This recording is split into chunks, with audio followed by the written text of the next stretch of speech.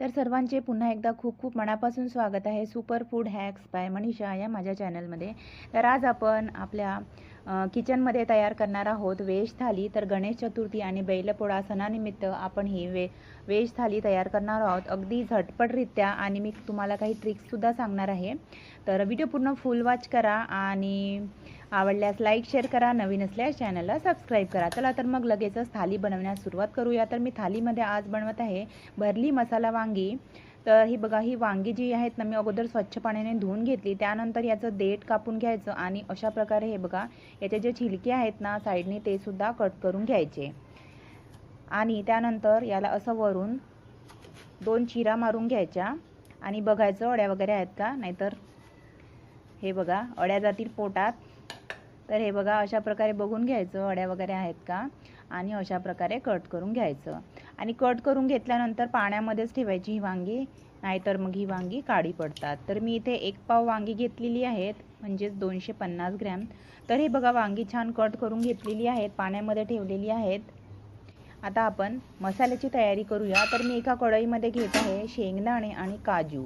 तर शेंगदाणे आणि काजू जे आहेत ना, थोडे आपल्याला असे भाजून घ्यायचे आहेत, हलकेसे फ्राय करून घ्यायचे आहेत. त्यानंतर मी इथे टाकत आहे 2 छोटे चम्मच पांढरे तीळ. पांढरे तीळ थोडे तळतळ करायला लागले की गॅस बंद करून घ्यायचा आणि त्यानंतर इथे टाकायचं 1 छोटा चम्मच खसखस. खसखस भाजायला फार जास्त वेळ लागत नाही, गरम कढईमध्ये पटकन भाजल्या जाते, त्यामुळे गॅस बंद केल्यानंतरच इथे खसखस टाकायचं. त्यानंतर सर्व साहित्य इथे भाजून घेतलेलं आहे. त्यानंतर आता हे आपण सर्व साहित्य भाजलेलं जे आहे ना, मिक्सरमध्ये बारीक करून घेऊया. तर शेंगदाणे, काजू, खसखस, तीळ आणि मी इथे टाकलेलं आहे थोडं कसुरी मेथी आणि कढीपत्ता.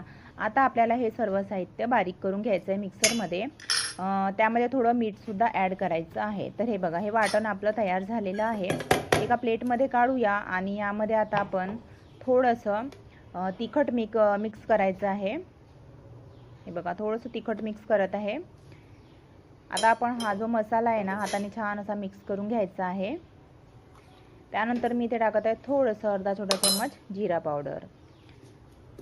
आता हे सर्व मिक्स करून घ्यायचं हाताने, आणि हा मसाला जो आहे ना वांग्यामध्ये छान असा आता आपण भरून घेऊया.